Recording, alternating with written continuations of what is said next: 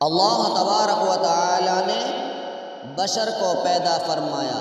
بشر کو پیدا کرتے وقت اپنی قدرت کاملہ سے اس بشر میں، اس انسان میں تمام خوبیوں کو، تمام محاسن اور کمالات کو جمع کر بشر کو پیدا کرنے کے بعد اس کو تاج خلافت دینے کا اعلان فرما دیا۔ فرشتوں کے جواب میں بشر کی خوبیوں کا یہ فرما کر اظہار فرما دیا، انی اعلم ما لا تعلمون۔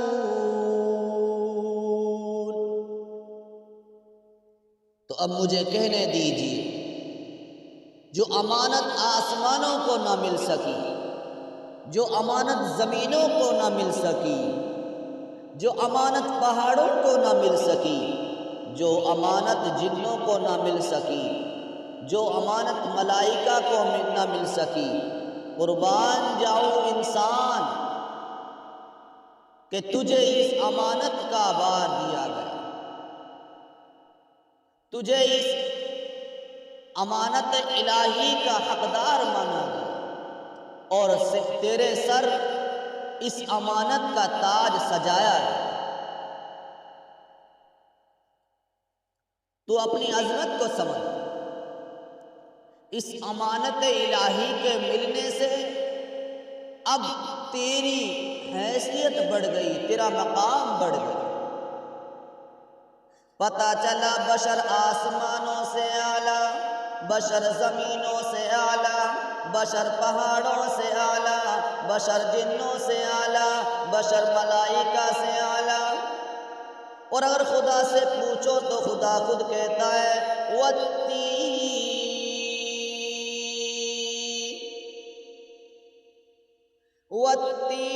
والزیتون وطور سینین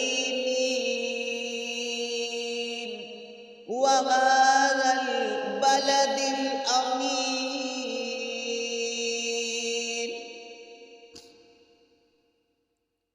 مالک کائنات خود کہتا ہے قسم انجیر کی اور زیتون کی اور طور سینین کی اور شہر امن والے کی،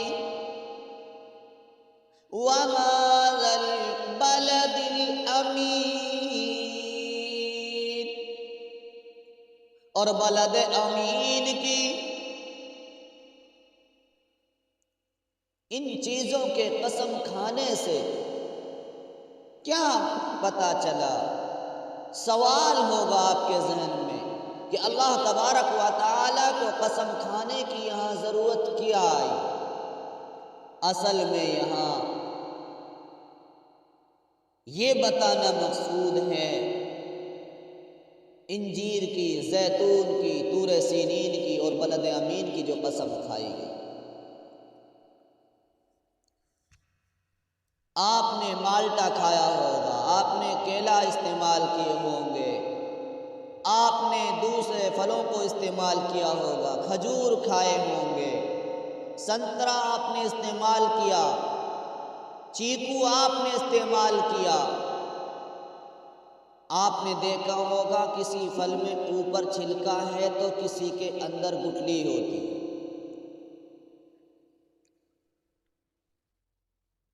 فرمایا والتین، قسم انجیر کی۔ انجیر ایک ایسا پھل ہے جس میں اوپر چھلکا نہیں، نیچے اندر گٹھلی نہیں۔ کھجور دیکھو اوپر چھلکا نہیں لیکن اندر گٹھلی ہے، کیلا میں اوپر چھلکا ہے، انار میں اوپر چھلکا اندر دانے نکلتے ہیں، سنترا میں چھلکا ملے گا، چیکو میں اوپر چھلکا اندر گٹھلی ملے گی۔ فرما انجیر ایسا پھل ہے جس کے اوپر چھلکا نہیں، اندر گٹھلی نہیں۔ فرمایا او انسان تو بھی ایسا ہی بن جا، اوپر تیرے نفاق کا چھلکا نہ ہو، اندر تیرے حسد کی گٹھلی نہ ہو۔ تو بھی ایسا ہی بن جا، اوپر تیرے چھلکا شرک کا نہ ہو، اوپر تیرے دکھلاوا نہ ہو، ریا ریاکاری نہ ہو، اندر تیرے کفر کا، حسد کا، اس طرح گٹھلی کا مادہ نہ ہو،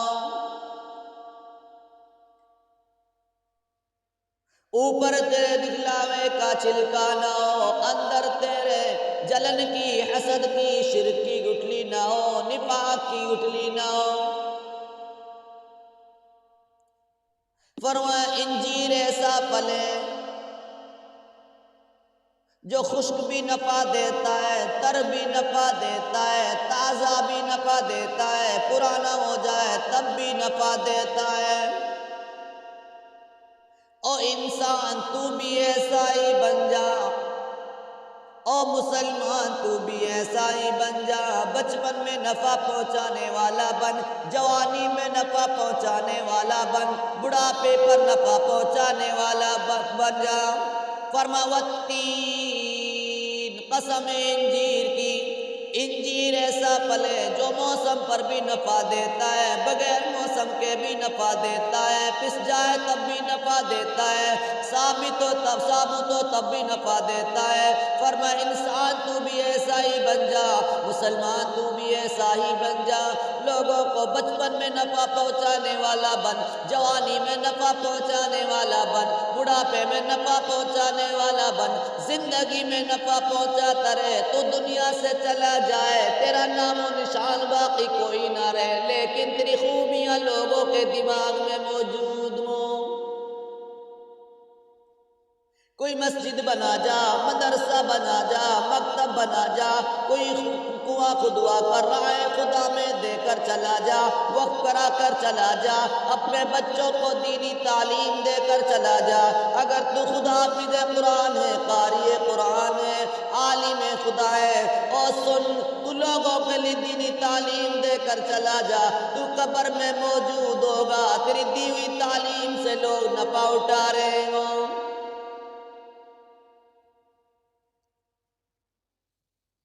انجیر بواسیر کو ختم کرتا ہے، لوگوں کے جسمانی روگ کو ختم کرتا ہے، اور تو بھی ایسا ہی کر، لوگوں کے جسمانی اور لوگوں کے روحانی عیبوں کو ختم کرتا چلا جا۔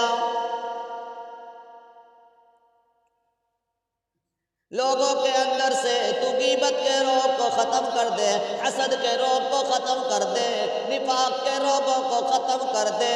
فرمایا والزیتون، قسم زیتون کی،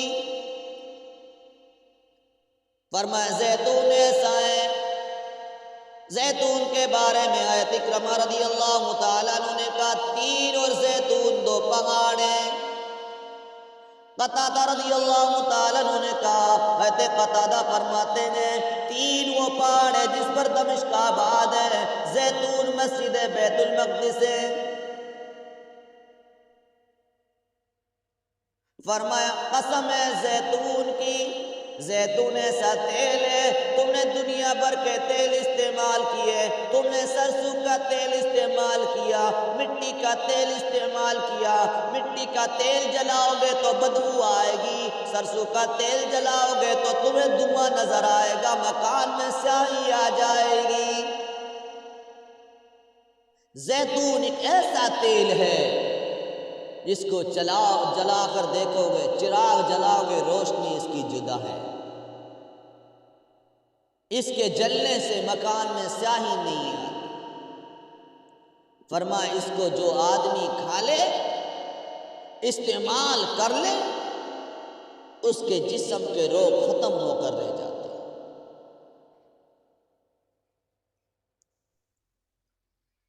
زیتون کے بارے میں حضرت مولانا مکی نے فضائل مدینہ کتاب لکھی، اس کے اندر لکھا ہے کہ زیتون ایسا تیل ہے کہ جو اس کو استعمال کرتا رہے اس کے پاس 40 دن تک شیطان نہیں آتا۔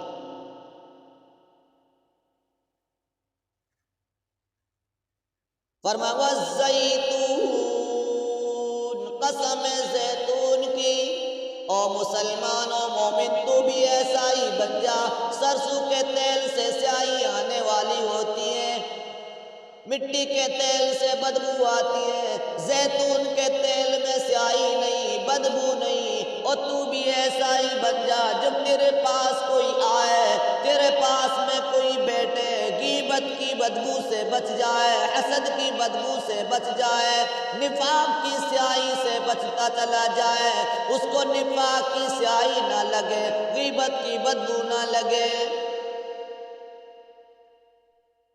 وَطُورِ سِینِین،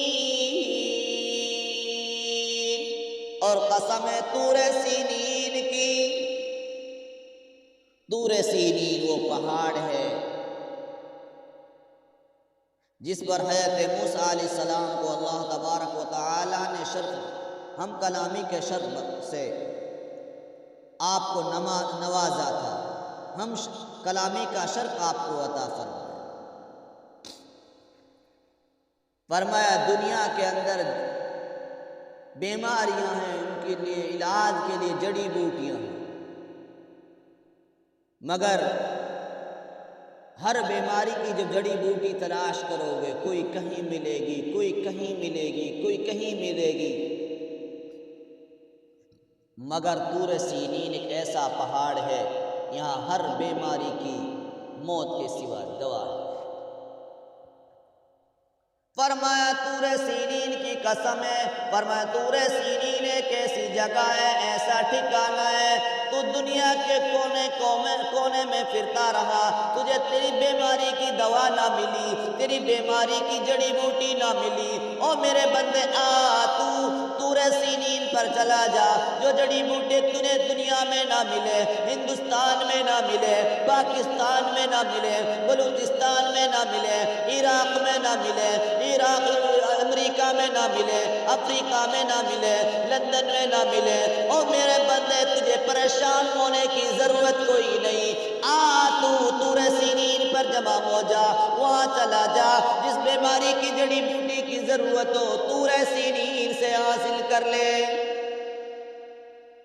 اسی طرح مسلمان جو بھلائی کافر میں نہ ملے، جو بھلائی مشرک میں نہ ملے، جو بھلائی یہودی میں نہ ملے، نصارہ میں نہ ملے، مجوسی میں نہ ملے، وہ بھلائی تیرے اندر موجود ہو۔ جب کوئی اس بھلائی کو تلاش کرنا چاہے، جو بھلائی یہودی میں نہیں، جو بھلائی مشرک میں نہیں، مجوسی میں نہیں، نصارہ میں نہیں، وہ بھلائی تیرے اندر موجود ہے۔ فرمایا وَهَذَا الْبَلَدِ الْأَمِينِ، قسم ہے شہر امن والے شہر کی، بلد امین کی۔ ہے پتہ چلا مالک کائنات نے ان چیزوں کی قسم کھائے کر اپنی بات کو طول نہیں دینا چاہا۔ اس میں اصل میں مقصد بتانا یہ ہے کہ انسان کی عظمت کیا ہے، انسان کی حقیقت کیا ہے۔ فرمایا بلد امین ایسا شہر ہے یہاں کوئی داخل ہو گیا امن میں آ جاتا ہے۔ حاجی لوگوں سے پوچھو وہاں شکار نہیں کر سکتے، جو اگر بدن پر آ جائے اس کو مار دیا، اس کا بدلہ دینا ہوتا ہے۔ ایسا امن والا شہر ہے۔ فرمایا میرے بندے، او مسلمان، او مومن، تو بھی اسی طرح امن والا بن، تیرے پاس دشمن بھی آئے تو اس کو سکون مل جائے۔ تیرے اخلاق ایسے بنا لے، تیرے اخلاق کو دیکھ کر دشمن بھی تجھ پر فدا ہوتا چلا جائے، تیری طرف بڑھتا چلا جائے، تیری طرف کو کوچ کرتا آئے۔ اور مسلمان اس طرح اپنے اخلاق کو پیدا بڑھا کہ تیرے اخلاق کو دیکھ کر کفر کی کشتی سے نکل کر کوئی بلد امین کے شہر کی طرح کوئی آدمی تیرے قریب آنا چاہے، کفر کا پردہ اس کی آنکھوں سے ہٹ جائے اور ایمان کی اس کوٹری میں اس طرح داخل ہو جائے کہ پھر اس کا امن اس سے جدا نہیں۔ اب ان ساری قسموں کو کھا کر بتانا مقصد یہ ہے، لَقَدْ خَلَقْنَا الْإِنسَانَ فِي أَحْسَنِ تَقْوِيمٍ۔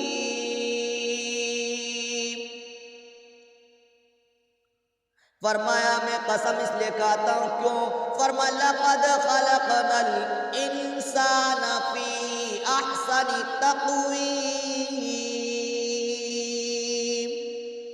ہم نے بنایا آدمی خون سے اندازے پر، یعنی یہ سب مقامات متبرکہ جہاں سے ایسے ایسے اولوالعزم پیغمبر اٹھے گواہ ہیں کہ ہم نے انسان کو کیسے اچھے سانچے میں ڈالا، کیسی کچھ قوتیں اور ظاہری اور باطنی خوبیاں اس کے وجود میں جمع کی۔ اگر یہ اپنی صحیح فطرت پر ترقی کرے تو فرشتوں سے گوئے سبقت لے جائے، بلکہ مسجود ملائکہ بنے۔ تو میرے پیارے دوست اور بزرگوں، مالک کائنات نے فرمایا ہم نے انسان کو بہترین انداز کے ساتھ پیدا کیا۔ یہ اس بات کی طرف اشارہ ہے کہ مالک کائنات نے، خالق کائنات نے انسان کو کس طرح دوسری مخلوقات سے عقل میں، فہم میں، قد و قامت میں تمام مخلوقات پر ہر اعتبار سے بزرگی عطا فرمائی، بلندی عطا فرمائی۔ خداوند قدوس قسم کھا کر فرماتے ہیں انسان تمام مخلوق میں اعلیٰ اور افضل ہے، مگر جو انسان کو برا کہتا ہے سنو غالی سن۔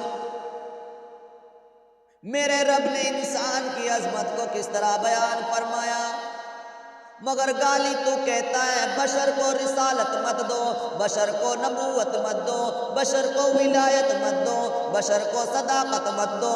کیوں گالی؟ بتا، تو ہی بتا، تیری سمجھ میں کیوں نہیں آتا؟ ہمیں بتا تو صحیح کیا بات ہے؟ کیا تجھ کو بشر سے دشمنی ہے، بشر سے عداوت ہے؟ کیا تیری عقل ٹھکانے نہیں؟ بشر کو خلافت کیوں نہ ملے، بشر کو رسالت کیوں نہ ملے، بشر کو نبوت کیوں نہ ملے، بشر کو ولایت کیوں نہ ملے؟ اس دل سے پوچھ کر تو دیکھو، تو جواب بھی کیا دیتا ہے؟ کہتا ہے بشر تو گناہ گار ہوتا ہے۔ ارے غالی، اگر کوئی بشر گناہ گار ہے تو ایک بشر محبوب کردگار ہے۔ تیری نظر شر پر تو گئی، تیری نظر بشر کی خیر پر نہیں گئی۔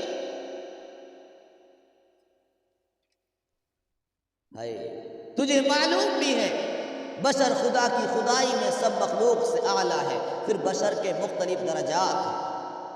سن، انصاف کی نظروں سے دیکھ، صاف دل سے دیکھ اور سن، ساری مخلوق میں انسان اعلیٰ، سب انسانوں میں ولی اعلیٰ، سب ولیوں میں علی اعلیٰ، تمام اولیاء اور علی سے صدیق اعلیٰ، اور تمام اولیاء کرام سے اور حضرت علی اور صدیق سے۔ سن، ان تمام کے تمام سے میرے نبی، تمام نبی اعلیٰ، اور تمام انبیاء ایک طرف، علی ایک طرف، ولی ایک طرف، صدیق ایک طرف، اور میرے مصطفیٰ کی ذات ایک طرف، اور تمام کائنات اور مصطفیٰ سے میرے خدا کی ذات اعلیٰ، اور خدا کا خدائی میں شریک کوئی نہیں، مصطفیٰ کی مصطفائی میں شریک کوئی۔ خدا کے بعد خدائی کا تصور غلط ہے، مصطفیٰ کے بعد مصطفائی کا تصور غلط ہے۔ میرے رب نے میرے نبی کو، میرے مصطفیٰ کو سب کچھ دیا، مگر اپنی خدائی نہیں دی۔ میرے نبی کو میرے رب نے سب کچھ دیا، تمام انسانوں سے، جنات سے، تمام مخلوق سے زیادہ دیا، مگر خدائی میں شریک نہیں ٹھہرایا۔ غور کریں، ذرا غور کرنے کی بات ہے۔ میرا رب فرماتا ہے وَعَلَّمَ آدَمَ الْأَسْمَاءَ كُلَّهَا ثُمَّ عَرَضَهُمْ عَلَى الْمَلَائِكَةِ فَقَالَ أَنبِئُونِي بِأَسْمَاءِ هَؤُلَاءِ إِن كُنتُمْ صَادِقِينَ۔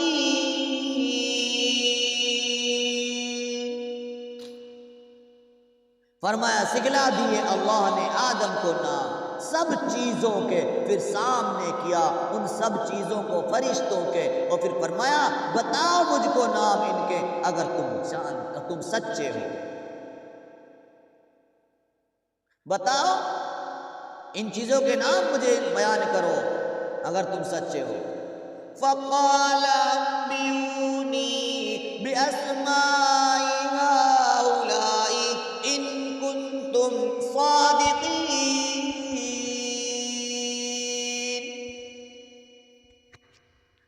فرما مالک کائنات نے بتاؤ مجھ کو، بیان کرو میرے سامنے ان چیزوں کے نام، ان کنتم صادقین،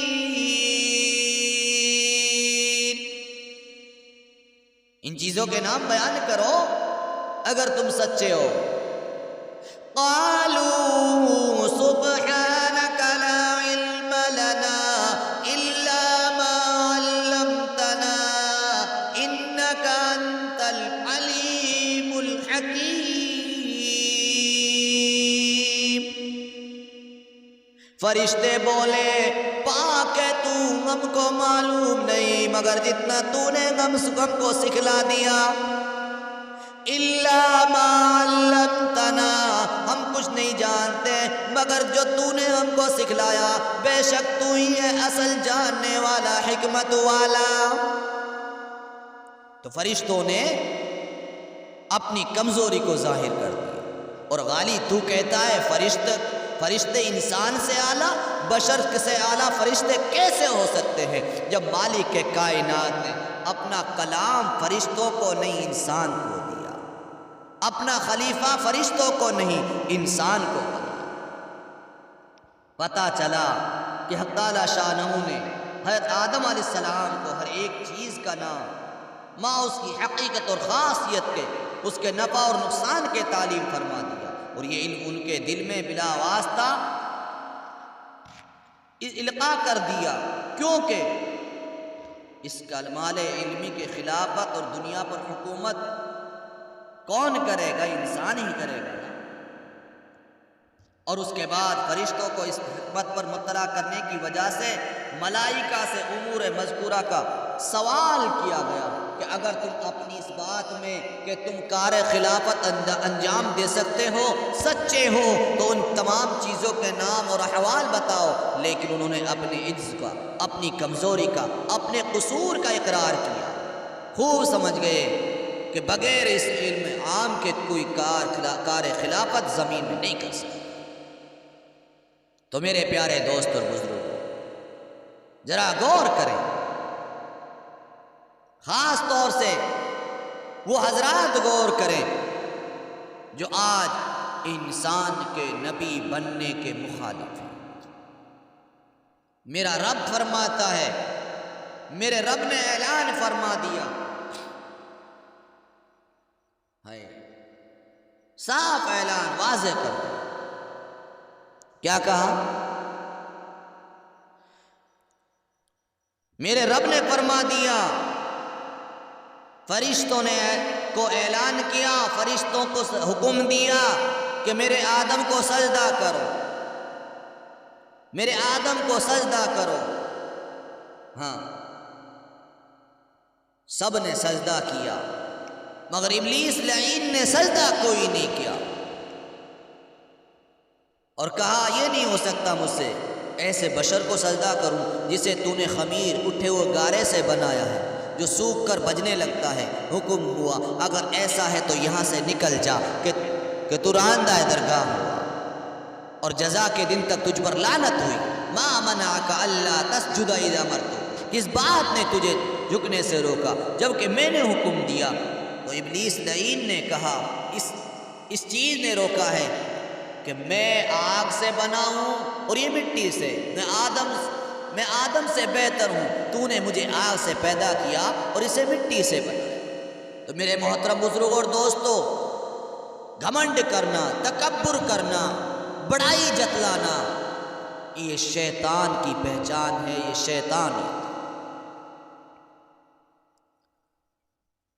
تو میرے رب نے حضرت آدم علیہ السلام کو علمی اعتبار سے بھی تمام مخلوقات پر بالا تری حاصل فرمائی، بلندی عطا فرمائی۔ جب آدم علیہ السلام اللہ تعالیٰ کی تخلیقات کا شاہکار بن گئے تو عظمت آدم کیا ہوئی؟ عظمت بشر بنی کہ نہیں؟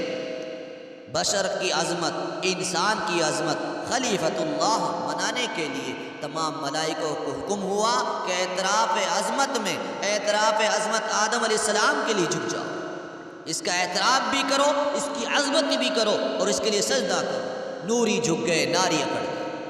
ناری سے پوچھا گیا تو اکڑا کیوں؟ تو اس نے جواب دیا انا خیر منہ، میں بشر سے بہتر۔ معلوم ہوا سب سے پہلے بشر کی توہین شیطان نے کی، معلوم ہوا سب سے پہلے بشر کے سامنے شیطان اکڑا، معلوم ہوا سب سے پہلے بشر کو نظر حقارت سے شیطان۔